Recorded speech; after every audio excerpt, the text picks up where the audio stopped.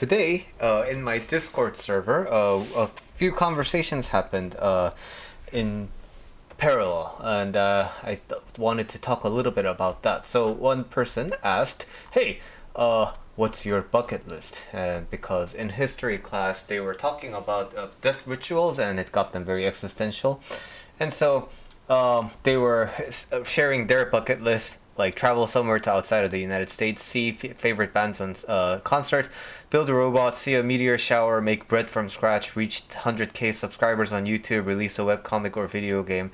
And we happen to have many bakers in our Discord server, and I also happen to bake every once in a while. So we all collectively jumped in at the same time, and we were like, "You can make bread today, right?" And so we had a very passionate discussion about what kind of bread we like to prepare, how we like the texture, and what we use to make the dough rise and things like that. So, and then this conversation naturally evolved into another person sharing their bucket list, and it was related to going back to their homeland to see a mountain that they were used to seeing growing up, but they missed seeing that mountain, right?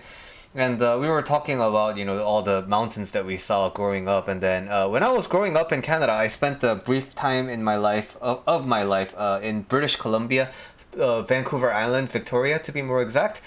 So while I don't really have any memories around the mountains in Victoria, I do remember Banff, because Banff is a very big you know tourist destination for Canada, and so we did like a family trip to Banff, and so I remember going to Banff, and the participants of the Discord server were like, "Yeah, like it'd be great to go to Banff," and that like I really encouraged this person to go to Banff too, right? And this is what I really want to talk about. I'm not really interested in making you make reckless choices. So I want to buy a house. Yeah, come on, bro. Let's go to the credit union and let's get a zero down loan, and then let's just buy a house. So that's not really what I'm trying to invite you into. What I'm really inviting you into is there are many things that are doable in your life, but for whatever reason you think you have to be kind of prepared for that next step in your life before you do it. But what this has happened to me multiple times, but the exact thing that I need in order to prepare it is developed by actually doing it. So for example, I thought I needed to be a little bit good at surfing in order to enjoy surfing, right? But guess what? In order to get a little bit good at surfing, I need to go surf. I ruminated on surfing for 5 years. And all I'm thinking these days is like, wow, what if I just started 5 years ago? Why didn't I start? Same with jiu-jitsu. Everybody who trains jiu-jitsu thinks along these lines. Wow, should have started yesterday. So that's why we say the best time to start training jiu-jitsu is yesterday. But since yesterday can't come true, like you just start training today. And I thought I also needed some mental resilience in order to go train jiu-jitsu, right? Which is somewhat true, but how do you develop that mental resilience that you need in order to be good at jiu-jitsu? You just go and show up to jiu-jitsu. But this may sound like, well, Billy, you got you have your ducks in order, but I'm not like that.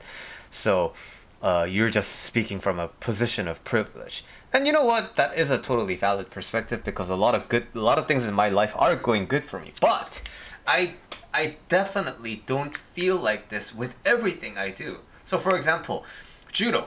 While I do jiu-jitsu, I haven't been to my judo dojo in about like a year, a little bit over a year now, because I just can't. I just stopped. I just don't have the courage to go there and get beaten up and tossed around like 100 times in a single training session, and then feeling like I'm gonna die tomorrow, right?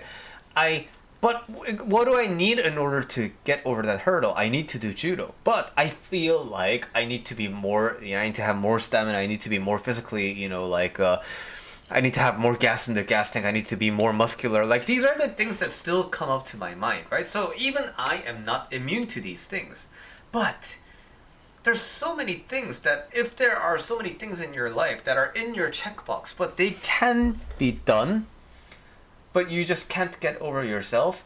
I really encourage you to just go for it. So if it's like a local trip, right, just start by booking the hotel and the airplane. If it's a, like a new hobby that you want to start, like just go start looking on Groupon and then book the first class, and then everything else will just you're gonna know how to deal with it when the time comes. Now, if you commit to it and you feel like you have regret, and which is something that can totally happen, right? Ideally, you do it, you try it, and then you like it. But it is possible to try it and not like it, which I think is also kind of ideal. I think the worst case is doing it and then regretting it. Oh man, I shouldn't have done that, right? That's very different from I did it, I learned that I didn't like it, and that's really good. That's very valuable information.